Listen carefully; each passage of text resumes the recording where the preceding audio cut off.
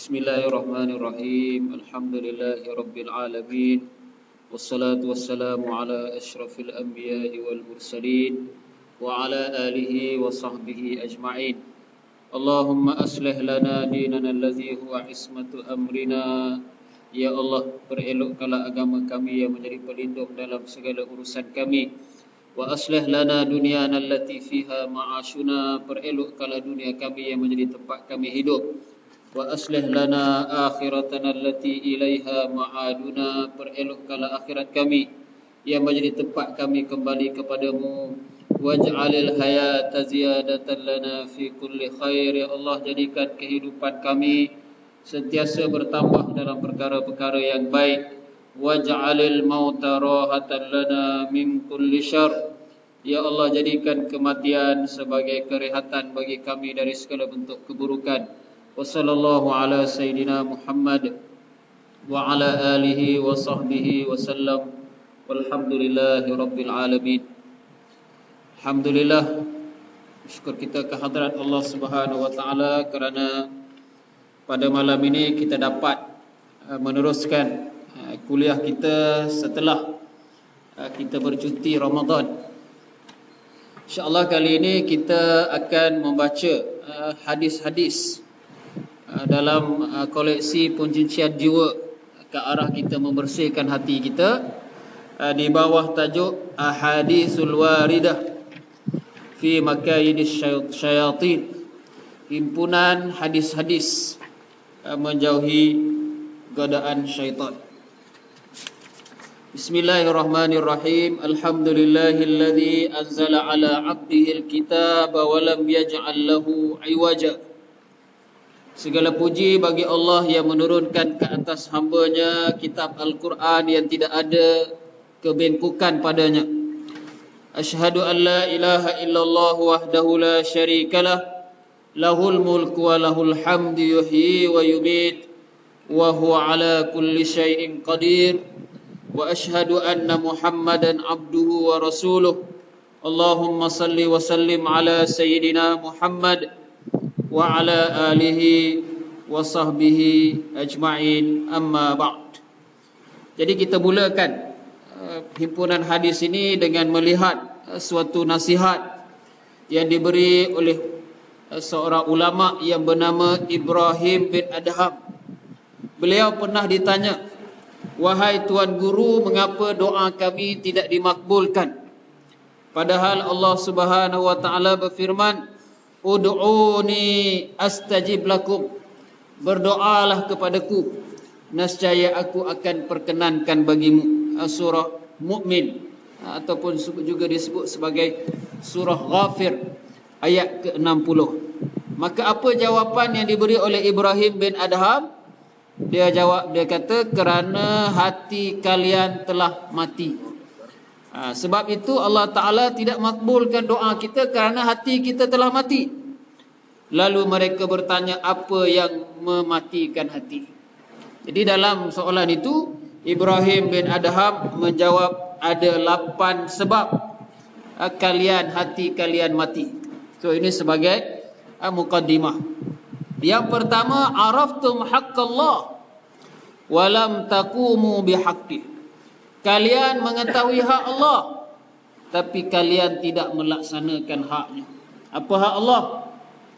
Kita kena mengesakannya, kena tunaikan salat 5 waktu sehari semalam, kena tunaikan kewajipan-kewajipan, meninggalkan larangan-larangannya.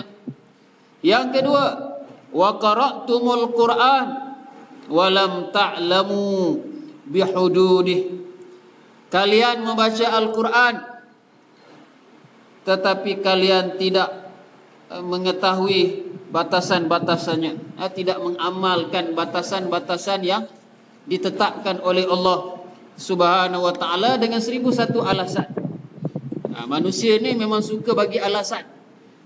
Kalau kita belajar dalam ilmu pendidikan, disebut sebagai apa? Psikologi helah bela diri. So daripada anak sekolah pun sudah pandai helah bela diri, sampailah orang tua lagi pandai. Baik, yang ketiga, fakultum nuhibbu Rasulullah sallallahu alaihi wasallam walam ta'lamu bisunnati. Kalian mengatakan kalian cinta kepada Rasulullah sallallahu alaihi wasallam, akan tetapi kalian tidak mengetahui sunnahnya dan tidak mengamalkan sunnahnya. Ini terjemahan daripada internet ni. Kalau ta'lamu tu maknanya tidak mengetahui sunnahnya. Tapi bila sebut mengetahui dalam Islam ini bukan setakat ilmu diketahui, tapi mesti disertai dengan amal sekali. Jadi tidaklah salah dia terjemahkan tidak mengamalkan sunnahnya. Yang keempat, wa qultum nahsyal maut walam tasta'iddulah.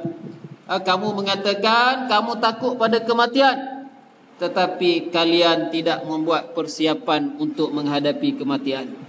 Tindak tanduk kita ternyata kita jarang sekali ingin membicarakan tentang bab kematian. Dalam kita berFacebook, kalau kita dapat berita baik, naik gaji, naik pangkat, itu yang kita cerita. Tidak pernah kita ingin soalkan, kita ni dah bersedia ke untuk mati?